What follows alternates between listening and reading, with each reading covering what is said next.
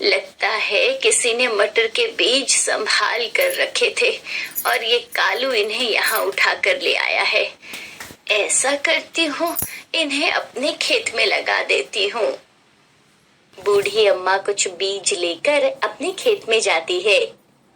हाँ, यही बो देती हूँ। पता नहीं कितने पुराने बीज हैं, अंकुरित होंगे भी या नहीं।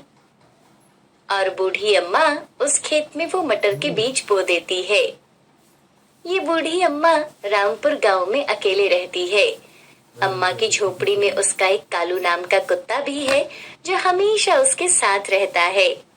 कहने को तो उनका एक बेटा भी है, लेकिन वो अपनी पत्नी के साथ शहर में रहता है और कभी भी अपनी माँ से मिलने तक नहीं आता और ना ही उन्हें कभी पैसे भेजता है।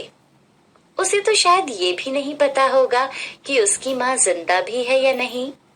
बूढ़ी अम्मा को जानवरों से बहुत प्यार है। कालू कुत्ते के अलावा कई बार यहाँ पर कुछ आवारा जानवर भी आते हैं जो झोपड़ी के आगे लगे पेड़ की छाया में बैठ जाते हैं और बूढ़ी अम्मा उन्हें पानी पिला दिया करती है।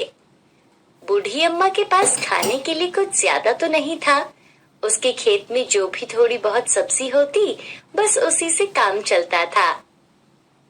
अम्मा अपनी झोपड़ी के बाहर बैठी थी। क्या फायदा ऐसे बेटा पैदा करने का जो कभी अपनी माँ से मिलने तक नहीं आता। पता नहीं शहर में कौन सा काम करता है जो अपनी बूढ़ी माँ की याद तक नहीं आई। आज पता नहीं कैसे दिन निकलेगा। न मेरे पास खाने के लिए अनाज है और ना ही एक फूटी कौड़ी। कालू भी भूखा होगा। कालू, तुम्हें क्या खाना है? भूख लगी है क्या? चल, मैं तुझे पानी पिला देती हूँ। अम्मा उस कुत्ते को पानी पीने के लिए देती है। ये कुत्ता भी हमेशा इस अम्मा की कुटिया के पास आकर बैठा रहता है, मानो उसका अम्मा के साथ कोई रिश्ता हो। अच्छा कालू, मैं खेत में जा रही हूँ, तो यहीं रहना ठीक है? बूढ़ी अम्मा खेत में जाती है तो वो देखती है कि वहाँ मटर के पौधे लगे थे और उसमें बहुत सारे मटर आए थे। हे भगवान, ये कैसा करिश्मा है। अभी कल ही तो मटर के बीज बोए थे और आज इनमें मटर भी लग गए। ये तो जादुई मटर हैं। मुझे तो लगा था ये मटर के बीज अंकुरित भी नहीं होंगे शायद, लेकिन देखो यहाँ तो बहुत सारे मटर लगे हुए हैं। बूढ़ी अम्मा मटर तोड़ने लगती है, लेकिन मटर बहुत ज्यादा थे। मैंने तो काफी सारे मटर तोड़ लिए हैं।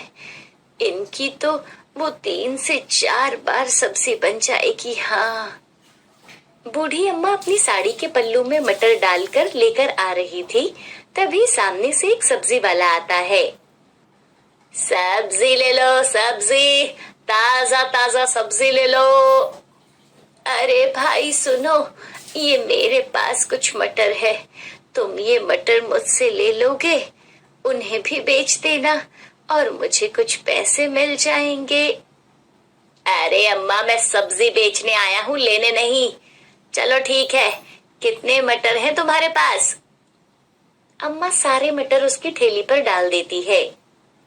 इसके बदले मैं आपको 100 रुपए दूंगा, ठीक है? ठीक है बेटा, 100 रुपए ही दे दो। सब्जी वाला अम्मा से मटर लेता है और उन्हें 100 रुपए देता है। इसका दुकान से जाकर आटा ले लेती हूँ।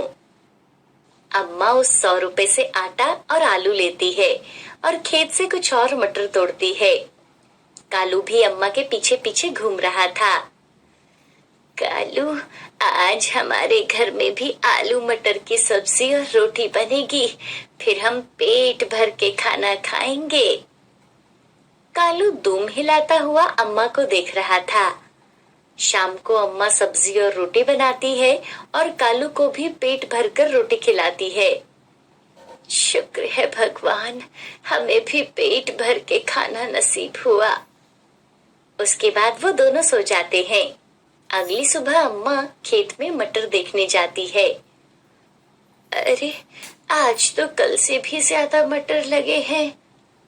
बूढ़ी अम्मा एक टोकरी भरकर मटर तोड़ती है। वो सब्जी वाला आएगा तो आज भी उसको ये मटर दे दूंगी। सुबह से दोपहर हो गई थी, तभी वहां सब्जी वाला आता है। सब्जी ले लो, सब्जी, ताजा ताजा सब्जी ले लो। अम्मा उसके पास जाती है। बेटा, मेरे पास आज एक टोकरी मटर है, इनको भी बेच देना। उनमें से आधे पैसे तू रख लेना, आधे मुझे दे देना। अरे, ये बुढ़िया तो हर रोज ही आ जाती है, लेकिन कुछ भी हो, उसके मटर हैं तो अच्छे। कल हाथों हाथ ही बिक गए थे। अच्छा अम्मा, कितने मटर हैं? बेटा, मुझे ऐसे तो नहीं पता, लेकिन एक टोकरी मटर है। ठीक है अम्मा, मैं मटर ले तो लूंगा, लेकिन मैं आपको बाजार वाला दाम नहीं दूंगा, उससे थोड़ा कम ही दूंगा। कोई बात नहीं बेटा, तुझे जो सही लगे वो दाम पर दे दे। उसके बाद वो सब्जी वाला बूढ़ी अम्मा से मटर की टोकरी लेता है और वो मटर पूरे 15 किलो थे।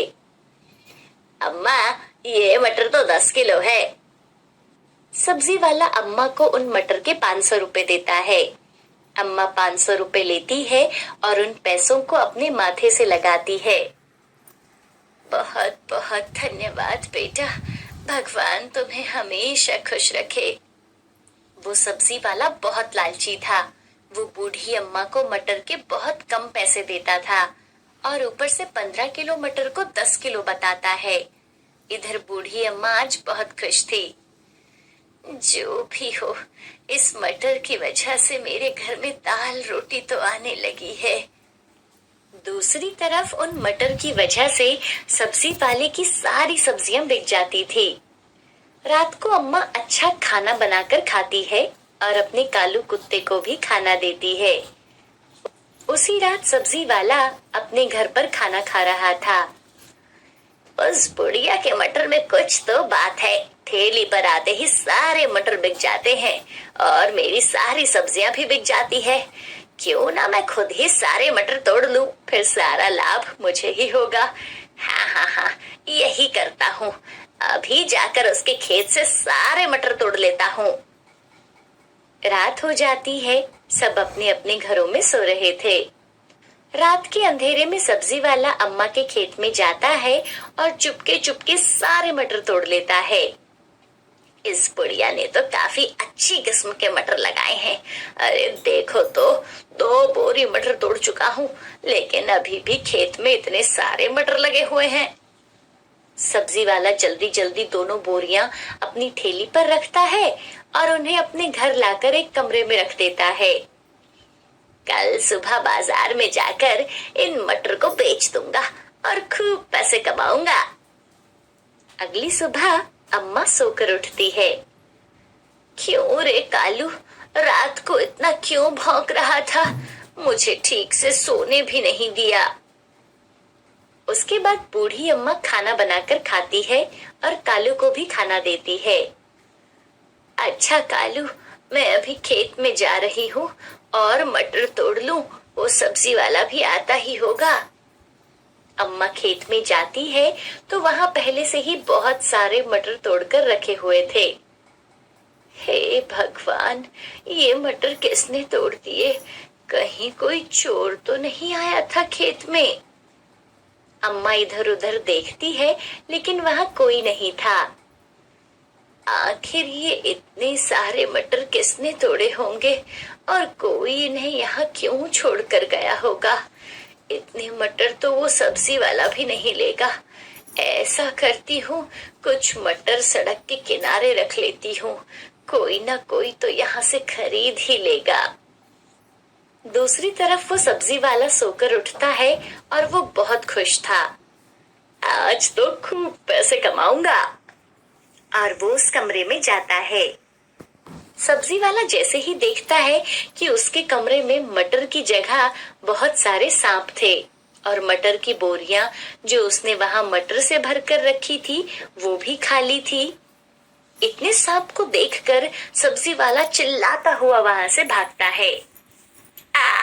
अरे बचाओ, ये सांप कहाँ से आ गए। वो बहुत डरा हुआ था। सब्जी वाला वहां से भागता हुआ अम्मा के